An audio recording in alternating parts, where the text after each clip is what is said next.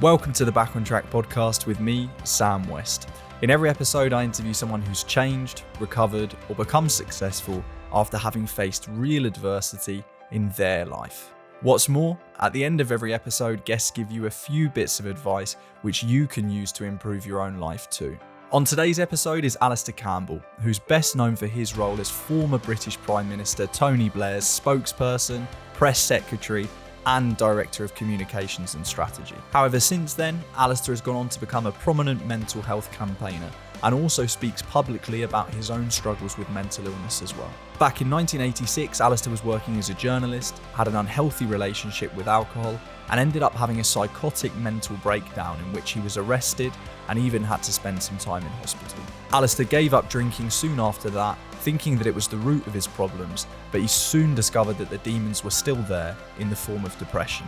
Alastair has suffered on and off with depression ever since, even during his high-profile and intense years in government.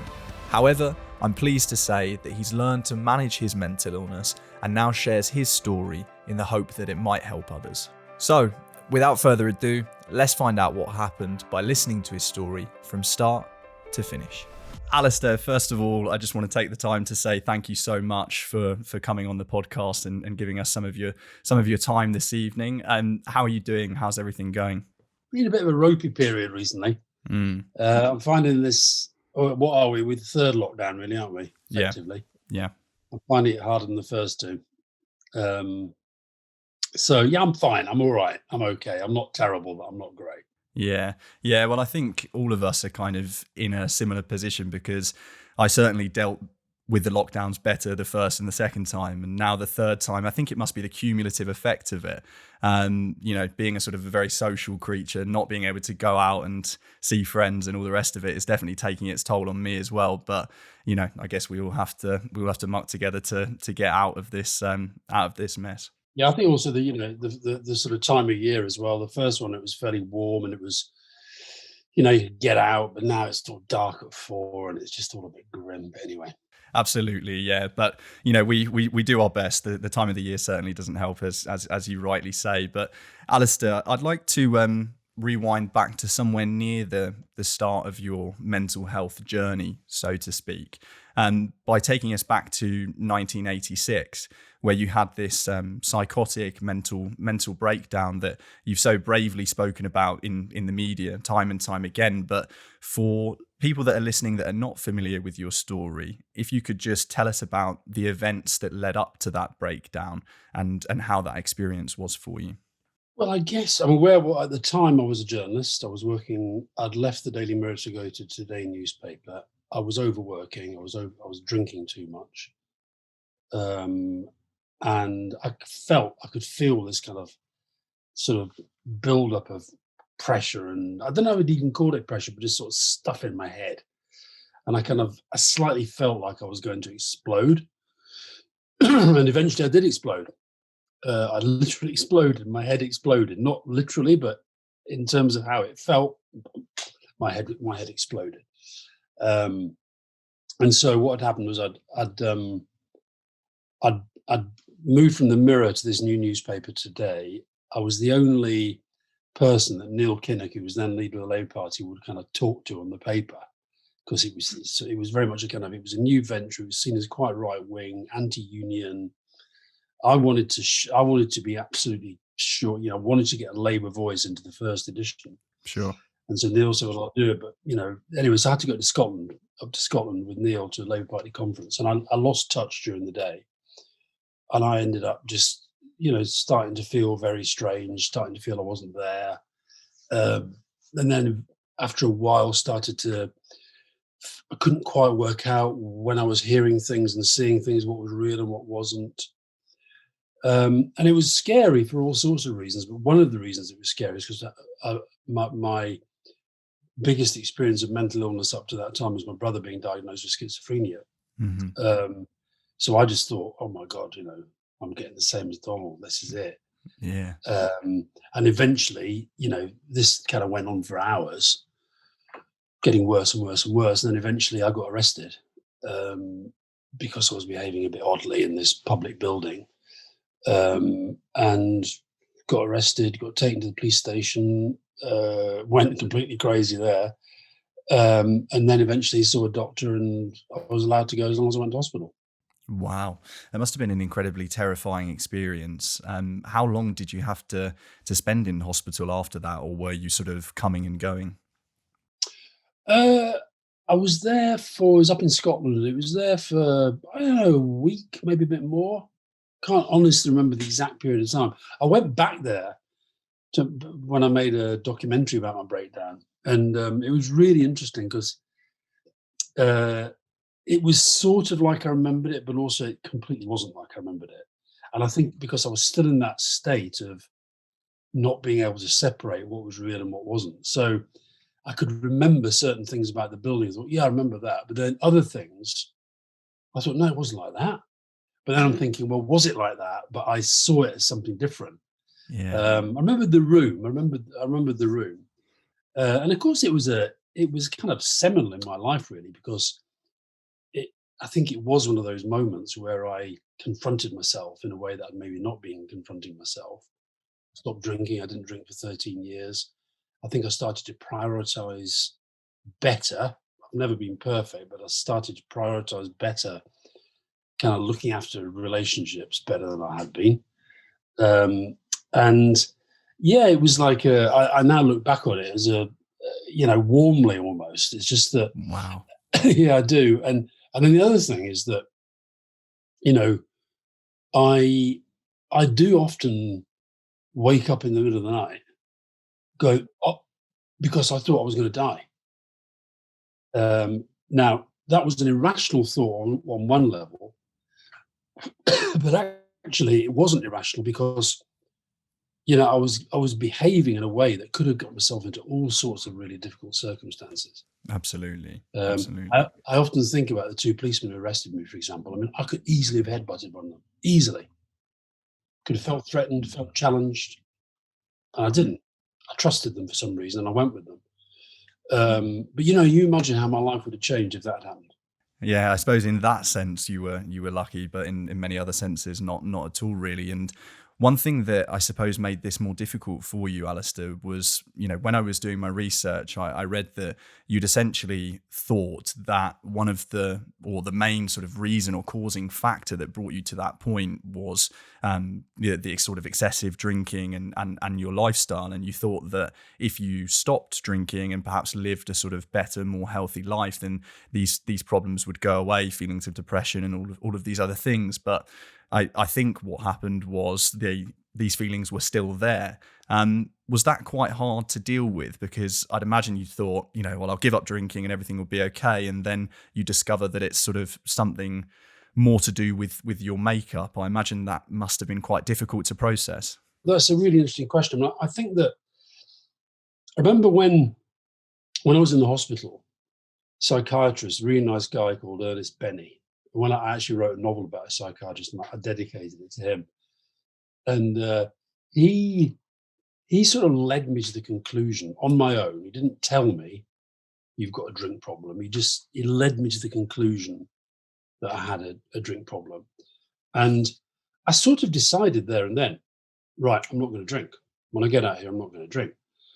And I can be quite determined like that. And I was like, I felt good for that. I felt strong. I thought, yeah, I'm going to do this. But because it is actually quite a hard thing to do, Mm. and when I got out of hospital and I went away, stayed with some friends in the West Country for a while, didn't go back to work for quite a while.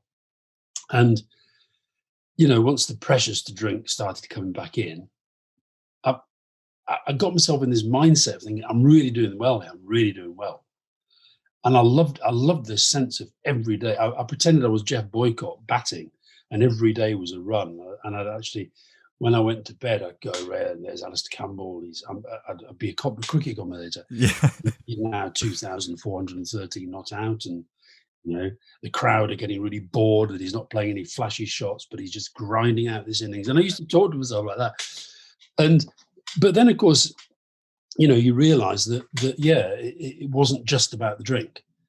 And I think what I now think is that I was drinking very, very heavily at the time, probably because I was dealing with this other stuff that's still there.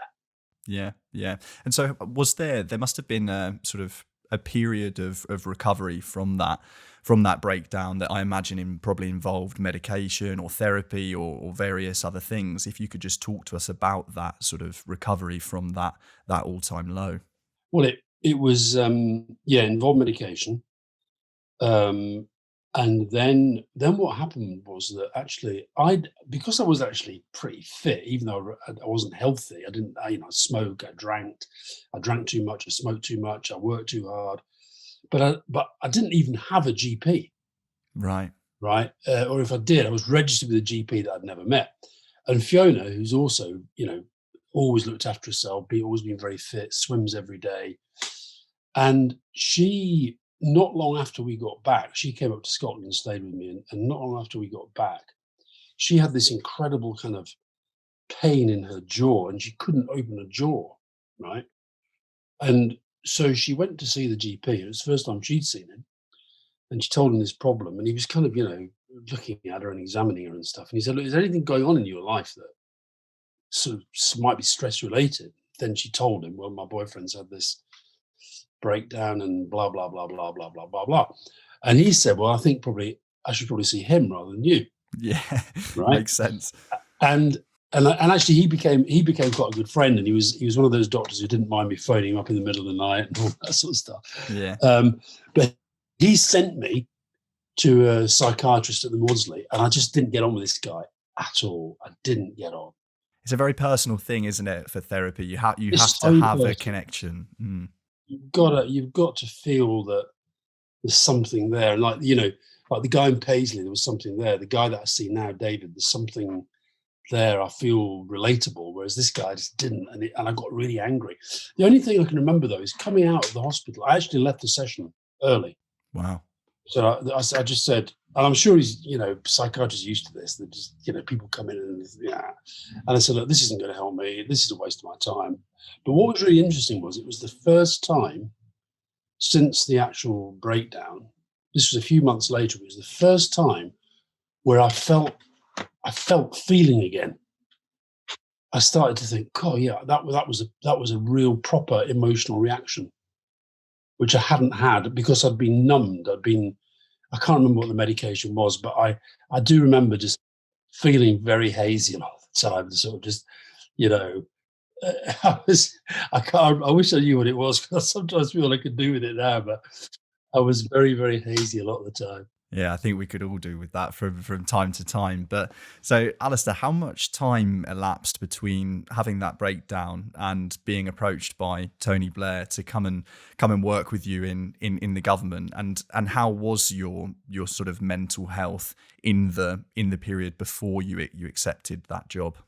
So the time that was 1986, and I started work for Tony in 1994, so 8 years.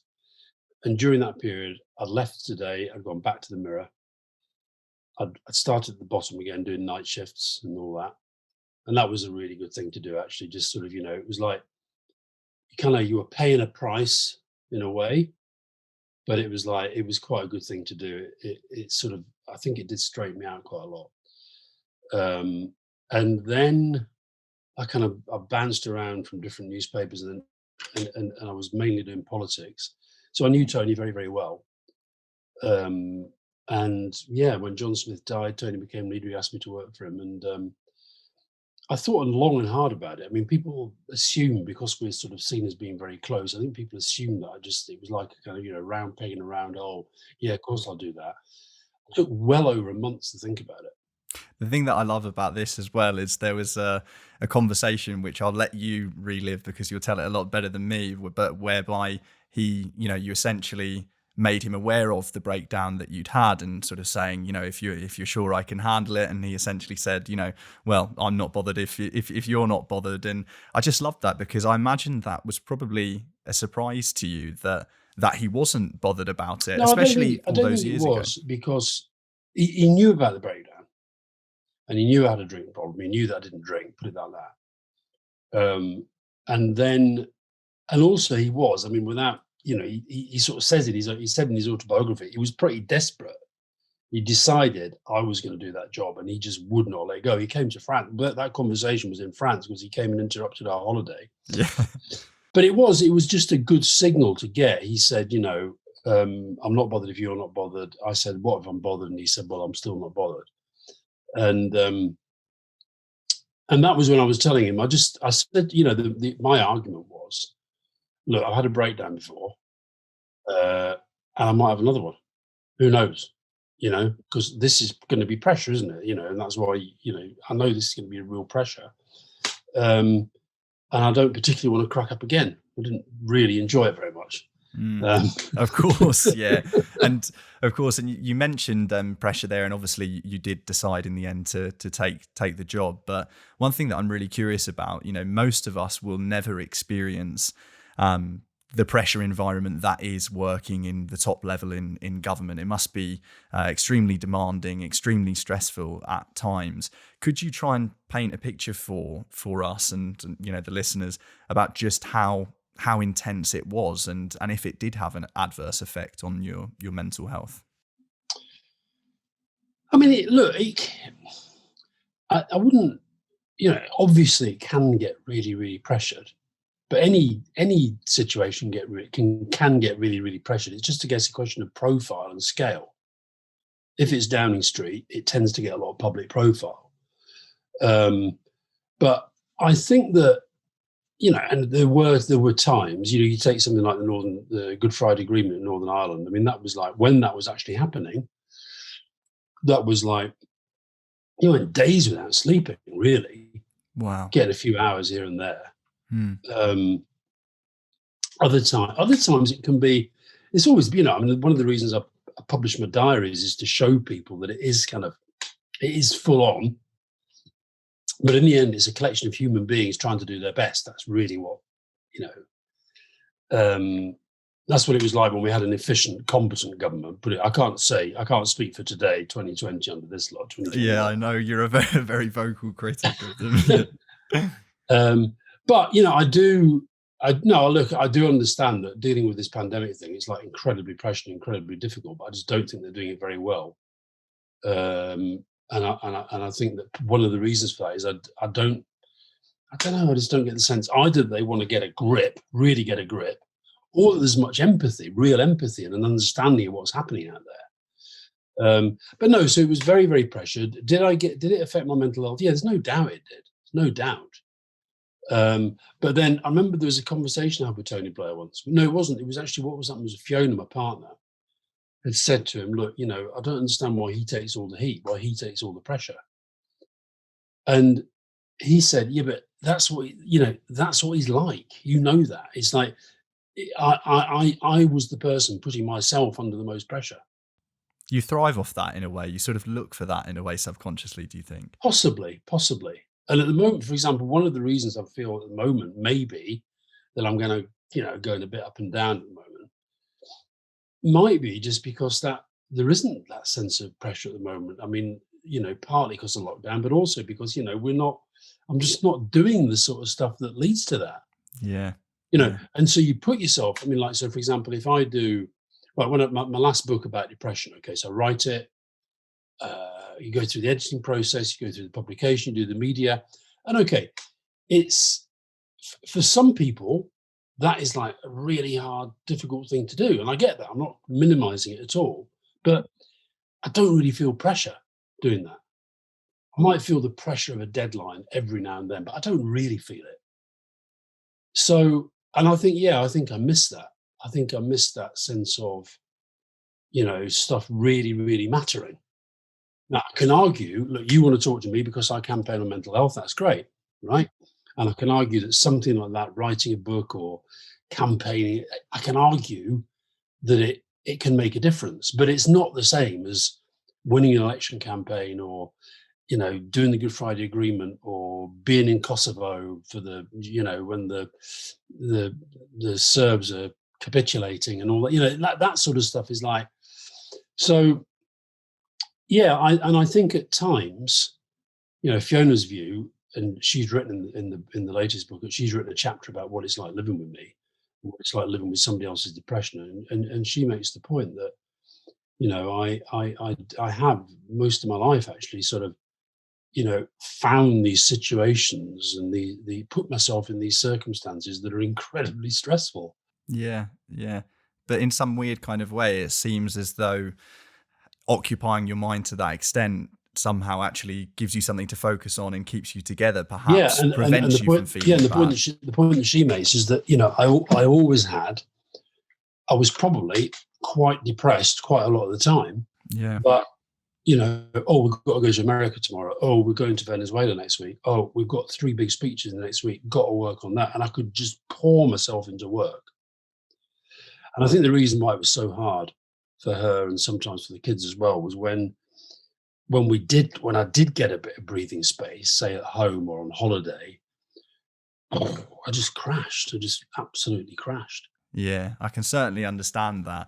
And I think I'm wired in a similar way, and I'm not for one second trying to compare what I have to do with the job that you had to do all those years ago. But one of the main reasons why I started up this podcast was because I was in lockdown and I needed something to occupy my mind. I think it's a very dangerous time for people with mental with mental illness when we have too much time on our hands and our minds are not engaged in a positive or productive way. So Yeah. I can certainly understand that. And so that kind of leads me quite nicely to the next thing that I wanted to ask you, which was, so in 2005 you stepped back from that role, and it was obviously 2003. 2003. Sorry, thanks for correcting me there. So you stepped back from that role, and obviously that must have left a massive void for you.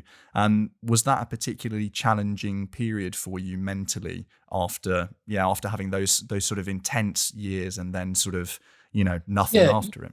yeah, it was, and also the circumstances were very difficult. It was right at the, you know, it was in the right with Iraq was still the biggest issue in the public debate. The Hutton inquiry was going on.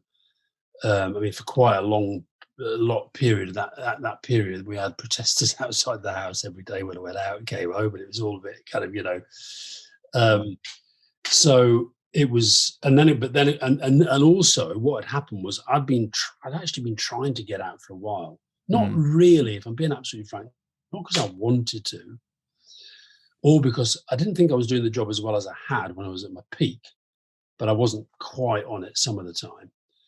But more importantly, Fiona was really getting to the end of her tether with it. And she wasn't she never got to the point of saying, look, you leave or I do kind of thing. It wasn't like that, but it was not good. And so I'd been trying to get out. Tony really didn't want me to leave. And there came a point and we eventually agreed, yeah, okay, you've got to go. But then the Iraq thing, then the David Kelly and my dispute with the BBC and all that happened, and I felt, well, I couldn't leave straight away, and so when I finally left, there was, I kind of had this, I had this sort of crazy idea that there'd be a great sense of liberation and I feel free again, and I just didn't have it. It was like I might have had it for a second, um, and it was interesting. I remember coming home, and Fiona left the same day because she was working with Number 10 as well. When we got home, she was obviously a lot happier about it than I was. And we got home and it'd been massive on the news all day. And my kids were sitting downstairs, they'd been watching the news. And it's quite interesting because Rory, my oldest boy, I remember he said, and he's quite sort of, he's always been pretty chilled about, me and the media and all that stuff. I said, what have they all been saying then? Oh, usual bollocks. He said this and he said that and she said that. And he said, Anne Widdecombe was quite interesting. Oh, well, that says she actually said that she thought you'll be eventually. She says she thinks that you'll be judged more on what you've done and what you're going on to do on mental health. wow. That's quite interesting, yeah. That's really interesting and insightful.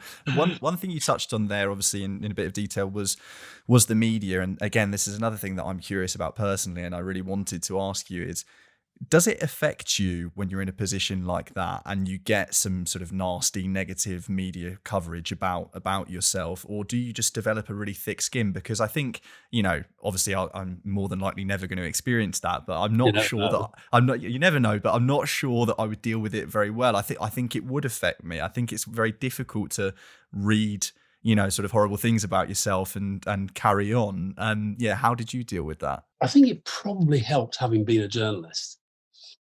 And I'll tell you a really interesting story about that. When I was a journalist, right, and I stopped keeping them after a while, but I used to keep all my cuttings, and they're all up there. And when I was a journalist in the probably around that time that I was going crazy, and of course Princess Diana was like a sort of massive thing in the national life, and I used to write my column, and if I couldn't think of anything to write, I thought I'd just slag off Diana, right away. When I met her in about 1995 or 96, whenever it was, and she said, and she was really nice, and she was really nice to me, and we got on really well, and whatever. But she said to me, "Why did you used to write those terrible things about me?" Oh God. And I went, "What?" I said, "What, did you read that stuff?" She said, "I read everything." And do you know what? It's like, it just never crossed my mind. Never crossed my mind that actually, I mean, there was another time, I remember a story once I got sent to somewhere in Kent, and a woman had won the pools, right? The football pools. And it turned out that she ticked the no publicity box, right? But the story went around the village that actually the day that she won, or the coupon that she won it, she hadn't actually filled it in. But the postman, or somebody who knew what her numbers were, she always did the same numbers, filled it in for her. Okay. And then the story was that, she didn't give him anything, something like that. It was just a kind of silly little sort of thing. So I got sent down to do this story. And I went to this pub, and I talked to her, and she made it very, very clear from the word go, "I do not want to be in the newspapers. I do not want to talk to you." Da, da, da, da. And of course, this was in the day when newspapers just sort of didn't take no for an answer, So I'd go and tell the office she's not talking, and then I can't remember how I wrote it, but it was like, it wasn't very nice. And when it's something like that, I get it, I feel it. But I think what happened with me, I got a lot of really, really bad stuff written about me, and really unpleasant. Some of it really, really unpleasant. I think I can honestly say it never affected me that badly, but it affected me when it affected other people. Particularly my mum, fun enough. Fiona sort of got used to it. Fiona's attitude was basically, well, you brought all this on yourself. Right. Quite stern. You chose to do the job. That was your choice. I didn't want you to do it. So that just fed into the whole kind of that was going on. The kids, I think, found it. They say they were fine with it. But I discovered belatedly, years later, that one of my boys got into a really bad fight once. Oh, wow. Sort of defending somebody saying something about me that he'd read in the papers. And so, you can get, I don't know, but I think it goes back to the breakdown, in the 80s. One of the things I do when bad stuff is happening around me, I make this comparison with how it makes me feel compared to how I felt then. I think that's a really good way of looking at things. So in the end, look, the Daily Mail say that you're a scumbag. I mean, it's really not going to hurt. Yeah. Yes. The only time it can get trickier is when you're dealing with other people, maybe trying to work with them, or trying to achieve something, or trying to get something, whatever it might be, and it's affecting their perception of you. That can become tricky, and you have to kind of just navigate that. But in terms of feeling personal pain, I don't think so. Yeah, well, I think certainly your background as a journalist helped you understand that, because you had been in a position of, essentially writing things that you might not have meant, personally, but you had a job to do, and so. I mean, the Diana thing was an eye opener, because it was almost like made you realise, yeah. Yeah, made you, because I do think that when you're as famous as she was, or when you're a prime minister, or when you're a Beatle, or when you kind of up that sort of level of fame, as it were. I think there is a part of all of us that thinks, well, it can't bother them, they must get used to it. Well, maybe, but maybe not. But they're human after all, and Yeah. everybody has a limit in some way. Yeah, no, that's very interesting. And Alistair, the next thing that I wanted to move on to is also something which you've spoken about very very publicly, and you said your partner Fiona wrote about it in the book, and that's about how difficult or challenging it can be to live with someone or love someone or be a family member of someone that is suffering from mental illness. It can be really difficult to know how to approach them, to try and help them. Could you talk to us a bit about how challenging it has been for your family at times when you're having sort of a serious depressive episode, and perhaps how they've learned to deal with it?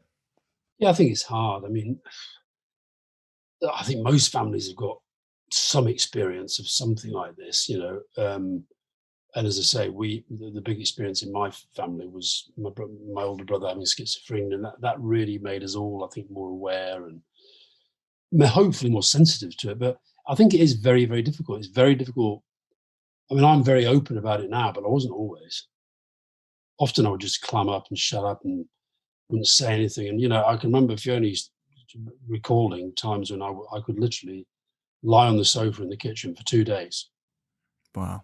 and she'd come in and say, "What's wrong? You're all right. Leave me alone. I'm fine.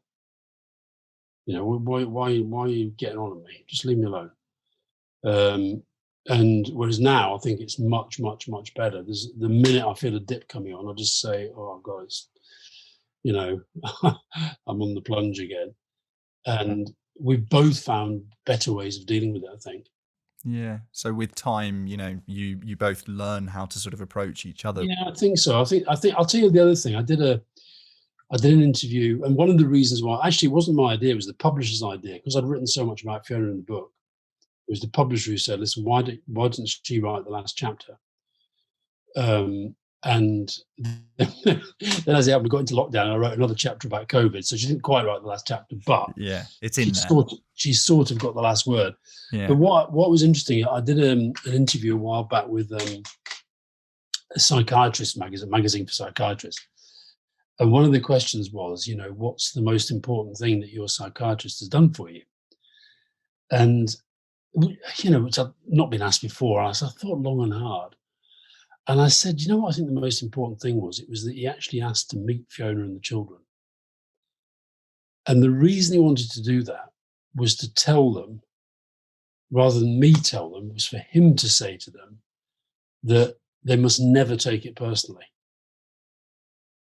Because what Fiona said in her chapter was that for years and years and years and years, she assumed it was her fault. I was not. The phone could ring, and I'd answer the phone. "Yeah, Tony, how you doing? Hi, Gordon." Blah, blah, blah, whatever. And I'd talk away, and she'd know I wouldn't be on form, and they might know I wasn't on form. But I'd be civil, and then I'd end the conversation, and I'd go back on the sofa, and I'd lie down again, and she'd say, "You all right?" I'd say, "Well, why are you bothering me?" So she would sort of think this was something about, and she says in the book that I thought I'm the person that's meant to be closest to him, and I am making him unhappy.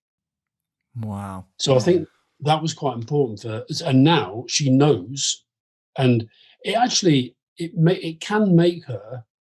I think sometimes other people, if they were watching how we interact in these, they might think, "God, she's being quite hard with him." But it's not like that. It's just that she's protecting herself. Yeah, and I can imagine that, and I'd actually not heard of that before, but I can imagine it must have been so helpful for a third party, in the form of Yeah. a psychiatrist to come in and just to say from that neutral perspective, it certainly isn't your guys' fault. Well, he said because he found that when I was, and also we had this situation with my son Callum, who was descending into alcoholism, and so a lot of the stuff that I was talking to him about was about that, and he just wanted to have a sense of the family, but also he wanted. I remember it was important, and I remember as well when I first started taking medication.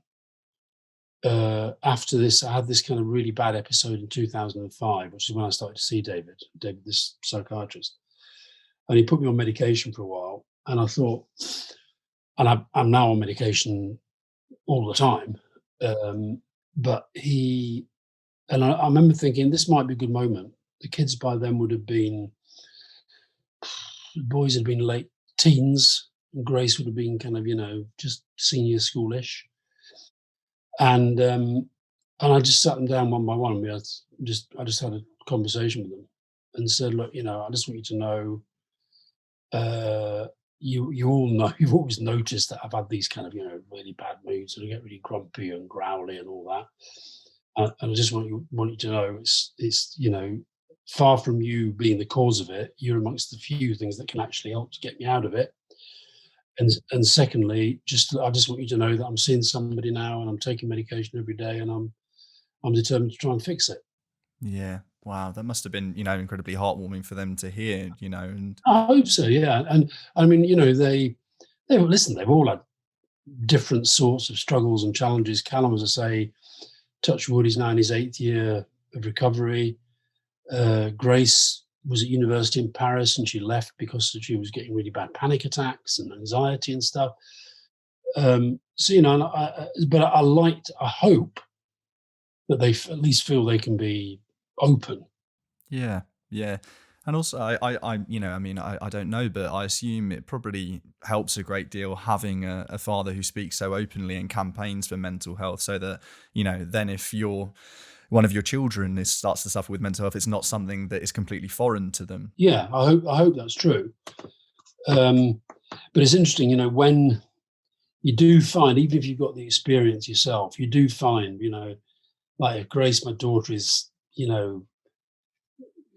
again, going off on one, or just being really difficult, and whatever. And I was, just what you be like that for? Yeah. Whereas actually, and likewise, I can remember with Callum sometimes saying stuff to him that I know from personal experience was not a sensible thing to say. Yeah, yeah, but we're all imperfect, aren't we? You can't give the perfect advice and deliver the perfect line in the perfect No, moment all of the time. You just no. can't. And Alastair, two key things you mentioned there were therapy and medication. And that it's a sad fact, but there is still a stigma that exists in society. And I know, from sort of firsthand experience and from hearing other people, that people can often, it takes things to get really bad for people to approach a therapist or to entertain the idea of taking medication, but it can make such a positive difference. And I guess you are a case study of that. But have you ever struggled yourself with the sort of stigma that's surrounding mental health? Oh yeah, because I've had it myself. I mean, even now, I say to David, I say, David, how long am I going to be on these pills for? And he says, well, why do you want to come off them? I said, well, I don't want to be on them for all my life. And he says, well, do you remember what happened the last time you came off them? And I say, no, tell me. He said, you had a massive plunge. So are they? So he says, do you feel on balance that it's making you feel better? Yeah, probably. So it makes So sense. so it's sort of. But then I interviewed for the book. I interviewed this woman, Joanna Moncrief, who's a really nice woman and a very, very clever and committed psychiatrist and an expert. And she's got a completely different view about medication. So it's not an exact science, but I feel better. And I feel that it might not be medication. It might be the fact that I'm 63 and leading a different sort of life. I don't know, but I feel better. Absolutely. And it's undoubtedly it can help people, and Yeah. I consider part of my job with this podcast is to try and break down the stigma of these kind of things Yeah. and tell people it's okay. But Alastair, you mentioned the book there in quite a bit of quite a bit of detail, Living Better: How I Learned to Survive Depression. What made you want to write this deeply personal account of your experiences with depression, and what can readers expect of the book? I never quite know why I ended up. This was my 16th book. 8 of them are diaries, so that's kind of fairly obvious why I did that. You've got a diary, you've lived a life in politics that I did, might as well publish it. But then the other books, I wrote a book about winning, I've written 3 novels, I wrote a small book about depression a few years ago. This one actually started out of the documentary. I made the documentary about depression, and there was so much stuff in the research that we did that kind of just hit the cutting room floor, because like a 1 hour documentary is a long time in television, but it's not that many words. You can interview this. If we did this interview now, if this was, I mean, I mentioned my own psychiatrist, right? I persuaded him to let them film him doing a session with me, right? It made about 4 seconds on the film. Yeah. It doesn't feel like it does it justice, does it? So I thought, there's all this stuff, there's all this research I've been doing, there's all this scientific background I've been doing. Is there a book in it? And then I thought, well, maybe this is the time to do a book that is half that. It's half about, if you like, the kind of more medical side of things, but then drive it through with the personal story told in maybe more detail than I've done before. Yeah. And the other thing is, I mean, honestly, I think I do find writing very, very therapeutic. I feel better when I write about it. I might have assumed that when you said you'd written 16 books, there must be some personal benefit to writing to have written that much. I think so. Well, there's one of the books, this one, right, Winners, there's a quote in there which I swear by, and it's from a poem written by none other than Marilyn Monroe, which was called "Think in Ink." And I'm a big thinker in inker. I think in ink. Okay, I see. Okay, so you have to kind of put your thoughts to paper. Yeah.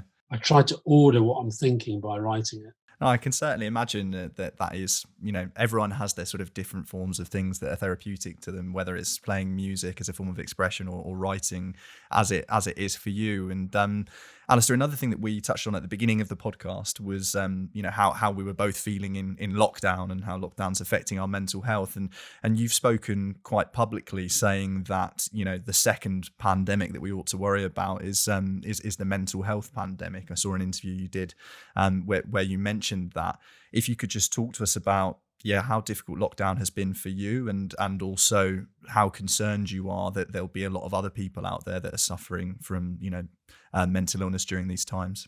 Yeah, I mean, I think look, I've got a nice house, I've got Hampstead Heath on my doorstep, I've got stuff to do, I've got a nice family, so I've got it pretty good. That being said, I had, in the first long lockdown, I had a bad manic spell where I just went a bit out of control. And I had I had 2 depressive episodes, and one of them was quite bad. Now, it might have happened anyway. You don't know that it's to do with lockdown. But I think that the reason why I worry about it is, if you just go through the various stages of this, children who most of the time were encouraging them, give us a hug, give me a hug, and I said, oh, don't come near. No, you can't see your granny, wear a mask, don't go to school, don't go to school. Students, I think it must be really hard for students, who are going to university, going to college, and then are just stuck in a room. Frontline staff, PTSD. I think that the pressures that they've been working under are pretty intense, and that's going to take its time to work through. And then I think, if you think about all the bereavement, like 100,000 people dead, that's the old Wembley Stadium, right? All their families. If you think about, I mean, even on a very, very small scale, this, because he's not a member of my family, he's an old friend, and it wasn't COVID. But a friend of mine who's an old man, he's actually the guy that I stayed with in the West Country after I went crazy, a guy called Sid Young. And he's a friend, he was a mentor, and he died just as we were going into the first lockdown. So by the time he died, he'd been ill beforehand, but by the time he died, they were into the sort of very, very small funeral arrangements. And, if you, even stuff like that, not being able to attend people's funerals, not being able to talk to them when they're dying, I think all of this stuff has a potential impact. And then add to that all the economic stuff that's coming down the track. Yeah. Those guys who were in Downing Street the other day, the fishermen protesting about, the Brexit red tape screwing their industry, which it's doing, that has a consequence. I can remember during the global financial crisis, Alan Milburn, who was, Labour MP, and was he health secretary at the time? I can't remember. He was still in that job. But I remember him saying that virtually every journey that he was making south on the train coming down from his constituents in the northeast, the train was being delayed because of a suicide. Oh my God. That was during the financial crisis. Yeah. Well, we're heading into, we're in a financial crisis and we're heading into a bigger one because the government's had to spend so much money to kind of get us through the pandemic, spaffed loads of money on, wasted it all over the place on all sorts of things that have gone wrong.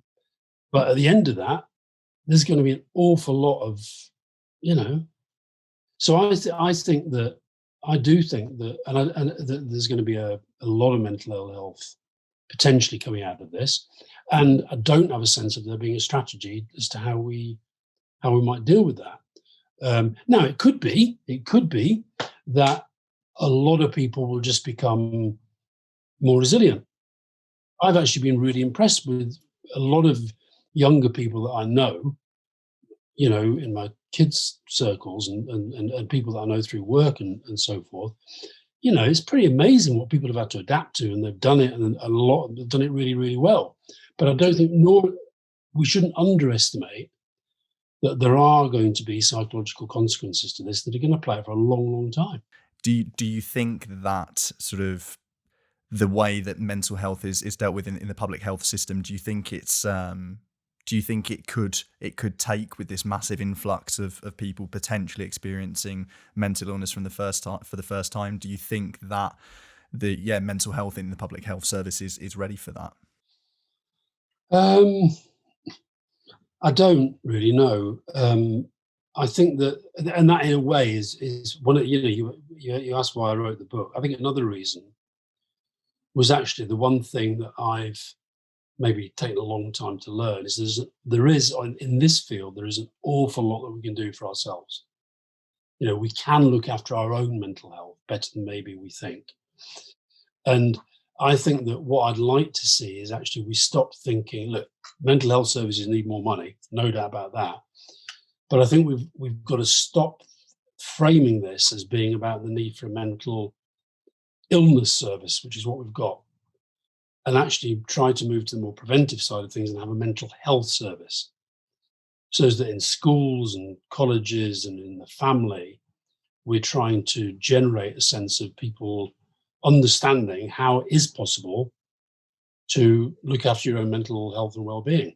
And that goes, to sport, it goes to sleep, it goes to diet, Yeah, it goes to exercise, it goes to how communities operate. And so I like to think, and this may be naive, but I just think if we could flip that lens and focus on having a mental health service rather than a mental illness service. You need the mental illness service and it needs investment. But if you actually start to think about it from looking after our mental health, as opposed to only getting engaged when somebody becomes seriously mentally ill, then I think over time we'd save an awful lot of money. I think the first country that does this really, really well will be an absolute revelation to people. absolutely. No, it's very logical, isn't it? In almost all instances, as you rightly said, prevention is better than cure. So that does make perfect sense. The other place where I think is really important is in the workplace. I mentioned the thing about suicide. I've done talks, and I'm working at the moment in a thing with the Bank of Ireland. They are putting mental health for their workforce. It's like it's centre for everything. They're actually, part of their job now is for them to be able to say to their clients, I don't work at weekends, I don't answer emails out of hours or whatever, that, and they've got the permission to do that. Well, we spend most of our lives at work, don't we? So it should be the responsibility of companies that can to provide some kind of mental health support, care, information. I totally agree. Yeah. And I think a lot of them are doing that now, because I think what happened again, going back to the crash, a lot of these banks, they lost people to suicide, or they lost people to burnout. They lost people. I mean, some of the banks literally had people jumping off the buildings, So that is quite a, so I do sense that change is coming. And I think there's three parts to this. You've got governments who've got to take a lead. They've got to invest in the service and so forth, and the health services that they fund. You've got companies and business and employers that are fundamental to this, and I think can be as important as government. And then you've got what we can do for ourselves. And the reason why I subtitled the book "How I Learned to Survive Depression" is not because I'm ever going to imagine that I won't have depressive episodes in my life, because I'm sure that I will. But by living a certain way and by focusing on certain things more than others, I can avoid, hopefully, I've got better at avoiding getting bad depression. And when I do get bad depression, I've got better at dealing with it, I hope. Yeah, yeah, absolutely. I think that is a common misconception that sort of mental health is something that you cure and goes, but for some people it is a lifelong thing and it's more about managing it. But you can Well, still. mental health is a lifelong thing for every single person every minute of the day, because we all have mental health all the time. Absolutely. Yes. Yeah. Yeah. Absolutely. Yeah. Like we all have physical health all the time. Yes. Yeah. But We are mental illness. always either healthy or unhealthy. We're always on a spectrum of health, both physical and mental. And I think, that's the way we need to think about this, is like, and I think once you get into that mindset, there are things. So I talk in the book about my scale. I've got this scale of 1 to 10. And 1 is kind of delirious and 10 is suicide. And if I'm, this actually happened this morning, because I woke up, I didn't sleep very well. I woke up about 3. I was still awake at 4. I went back to sleep. I was awake again at 5. I was just restless, and I wasn't motivated, and I was just down, just feeling shit. Yeah. Yeah. And I got up, and I've got this blind on the landing, and if I walk past it without opening it, I go down a notch. And if I do open it, I feel almost no, it's probably bollocks, right? But I feel myself holding myself at that position. And then what happens is that I've done that, and then I think, so, I always try, I'm not always successful. When I'm feeling really crap, as I say, I'm always honest with Fiona about it. I tell her, but I try really hard not to be like I used to be when I was depressed. So, and then if I manage to do that, if I go into the kitchen and I have a chat, and it's, or I help to do something or whatever, I just feel a little bit better at the end of it afterwards. Yeah. Yeah. And like, so when I woke up this morning, we normally go for a walk with the dog in the morning, and I just couldn't, I just didn't feel like it. But I made myself do it. And I said, well, I'll do it, and I'll feel better afterwards.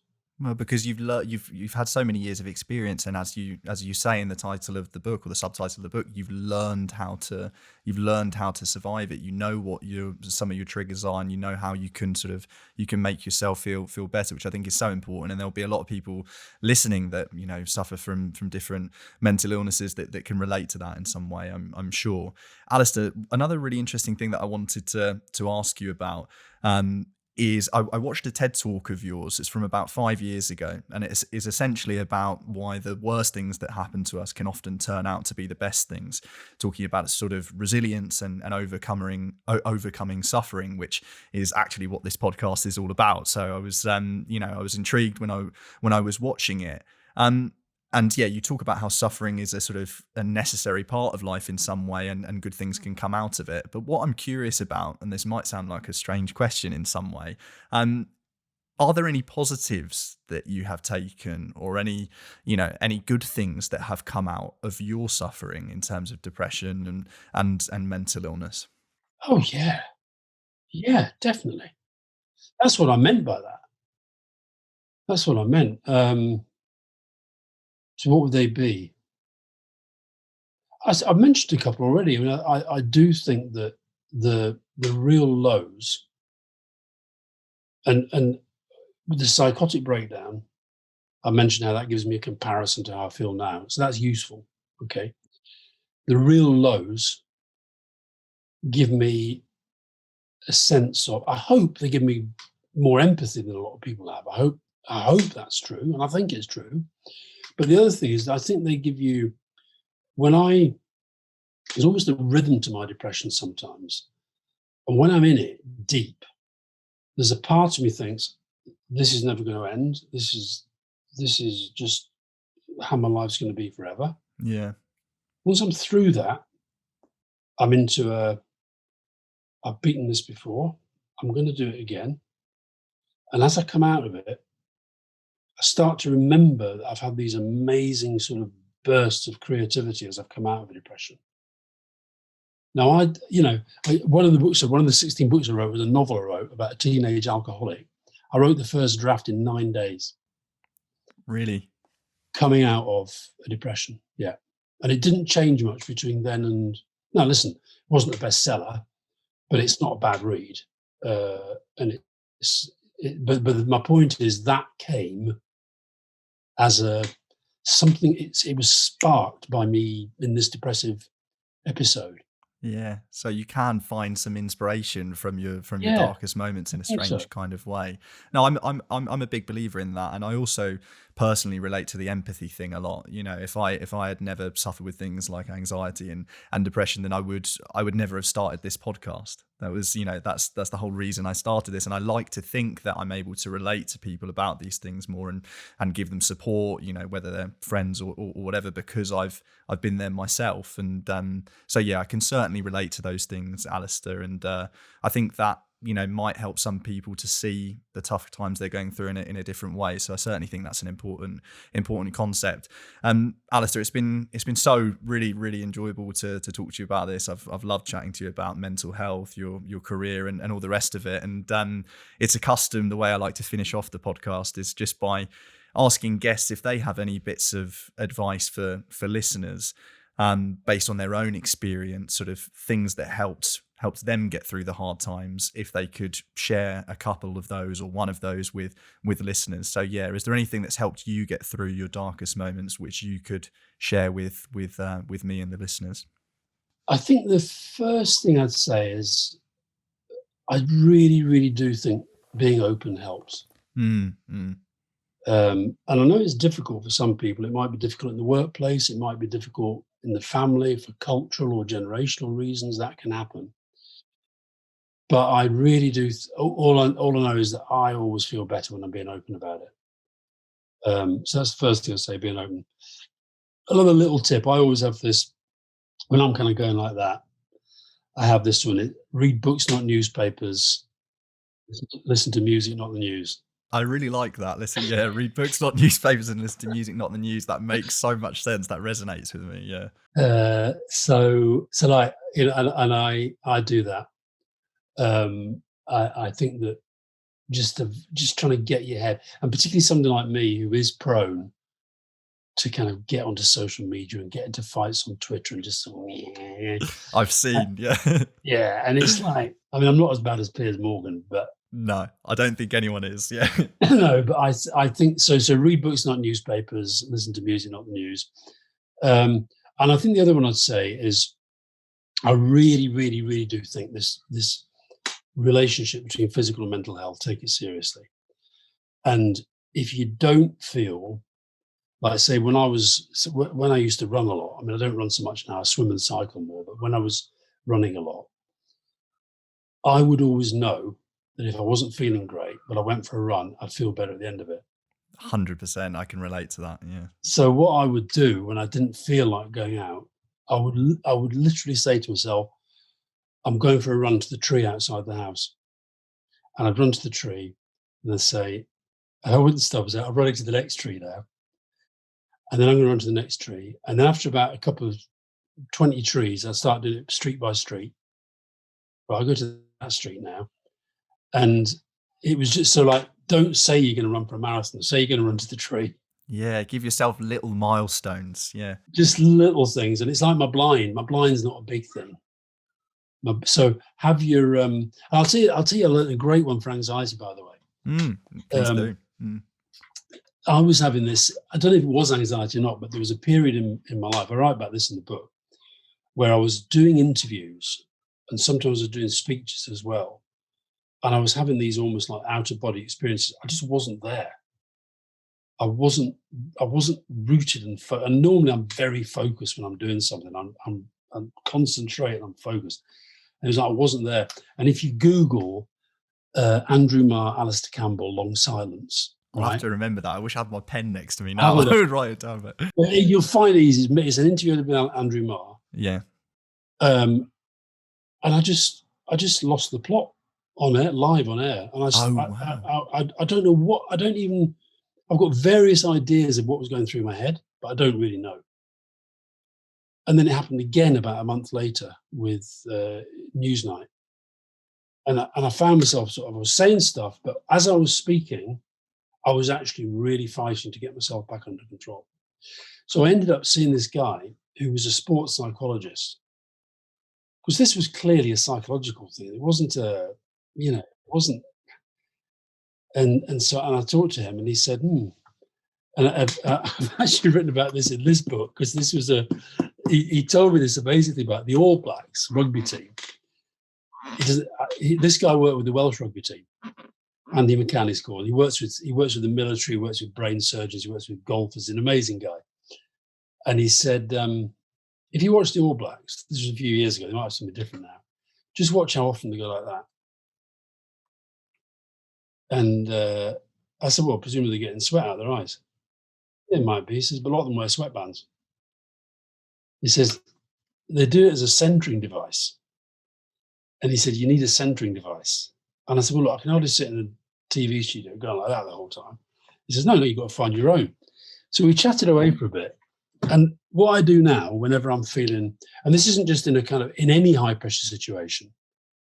Sometimes, like, for example, a while ago, a couple of years ago now, but I got attacked in the street, not physically, but some guy just verbally abusing me and trying to get me to, have a go. And by then, I'd got this device, and my device is this. I just rub my thumb and my forefinger like that. Wow. Just calming in some way. Amazing. It's amazing what it does. Yeah. No, that's incredible. I think I need to find something like that myself. Yeah. So when you feel a powerful feeling coming on you that you've known before, sometimes it's having a reaction to it that can, help dispel it. So I sometimes find, for example, I know myself quite well. I know that listen, it doesn't always work. Talking to Piers Morgan after the referendum, I was doing this on his program. It was me and Nigel Farage on the sofa. Oh, I've seen this clip, I think. I'm pretty sure. Yes. Yeah. Yeah. And I was it was almost like Piers just decided to sit back, because I think he thought it was going to go to fisticuffs, right? And I started that at the start. So it doesn't always work. Went right? to shit. It was gone. But yeah. I think that, having those little devices for yourself. The reason why I really like that one, by the way, is when I do it, nobody knows you're doing it. Yeah, it's very subtle, isn't it? Yeah. And it's and the thing is, it always makes me smile. Because it's almost like you're doing something that other people aren't aware of. So it's, yeah. They're not aware of, and it's you're the only person who knows that this is having an effect, and it's a good effect rather than a bad effect. Yeah, so it feels like an advantage in some way. I can imagine that helps mentally. Yeah. Alastair, well, you said a couple of things there which I think are incredibly helpful to for listeners, regardless of what they're going through, and also sort of surprisingly, or maybe not surprisingly, things that I can relate to personally, sort of so directly. For me, physical exercise and my mental health are so intrinsically linked. If I'm sort of living quite a sedentary life and not doing exercise, I quite quickly start feeling terrible. And also this, I'm going to have to find my own sort of centering device, because, funnily enough, I often get extremely anxious before doing podcasts, and it's quite inspiring for me to hear that you had these sort of long silence moments on air. Someone of your sort of caliber in communication. So that sort of makes me feel a little bit more normal for feeling anxious, because that is one of the worries that I have. And I think it's getting better the more I do these interviews. But it's something you've got. Well, let me tell you, you've got a very nice interviewing style. Oh, thank you. That means a lot. You have no idea how much that means, Alastair. But Alastair, overall, I just want to say thank you so much for taking the time to come on. It's been a privilege to talk to you. I think you're an inspiration, as I'm sure listeners will do, for speaking out so openly about mental health and campaigning for change in so many ways. So yeah, thank you for coming on. I really appreciate it. My pleasure. You take care of yourself. That's it for today's episode, guys. Thanks so much for watching. If you did like it, please do give it a thumbs up and hit subscribe below. It really does help out the channel, and also that way it makes sure that you never miss an interview. If you've got a story you want to share on the Back on Track podcast, get in touch, give me a shout. I'd love to hear from you via info@backontrackpodcast.com.